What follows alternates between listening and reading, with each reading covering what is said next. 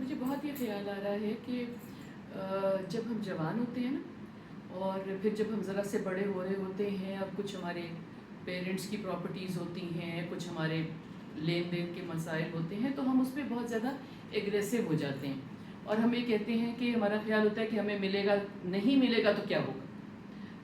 جہاں تک پیسے کی بات ہے، وہ تو ہر کسی کو چاہیے ہوتا ہے جتنا بھی ہو کہ کم ہے، اور بہت سی چیزیں ہوتی ہیں جو گھریلو استعمال کی بھی ہوتی ہیں، جو پرسنل استعمال کی بھی ہوتی ہیں، کچھ کے ساتھ تو سینٹیمنٹل ویلیو ہوتی ہے۔ لیکن جہاں پہ سینٹیمنٹل ویلیو پہ آپ کھڑے ہوتے ہیں تو پھر آپ کوئی چھوٹی سی چیز بھی لے کے اپنا سینٹیمنٹس کی تسلی کر سکتے ہیں، مگر جہاں پہ کوئی قیمتی چیزیں ہیں، گھڑیاں ہیں، زیورات ہیں، کوئی اور بہت سی ایکسپینسو چیزیں ہیں، گھڑی ہے، پین ہے، اور سونے کی چیزیں ہیں، کوئی گھر کی اور چیزیں ہیں، اینٹیکس وغیرہ ہیں، تو وہاں پہ ہم بہت زیادہ دل بھی خراب ہوتا ہے اور کہتے ہیں کہ کوئی اور لے گیا۔ لیکن جب کچھ سال گزر جاتے ہیں، فرض کریں کہ کسی کے بہت زیادہ بڑا ہوئے بغیر پیرنٹس چلے گئے ہیں، تو وہاں پہ بہت زیادہ نااتفاقیاں ہو جاتی ہیں۔ لیکن پھر کیا ہوتا ہے کہ جب ہم خود مزید بڑے ہو جاتے ہیں، جب ہم خود ایک جگہ پہ پہنچتے ہیں، تو ہم یہ ریئلائز کرتے ہیں کہ جو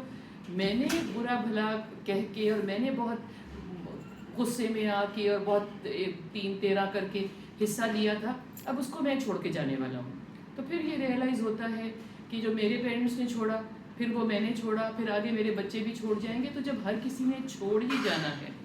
تو میری زندگی میں اگر کوئی ورتنے کی چیز مجھے اگر کم ملی تو اس سے کیا فرق پڑتا ہے۔ حوصلہ کرنے کی ضرورت ہے، رزق تو اللہ کے ہاتھ میں ہے نا۔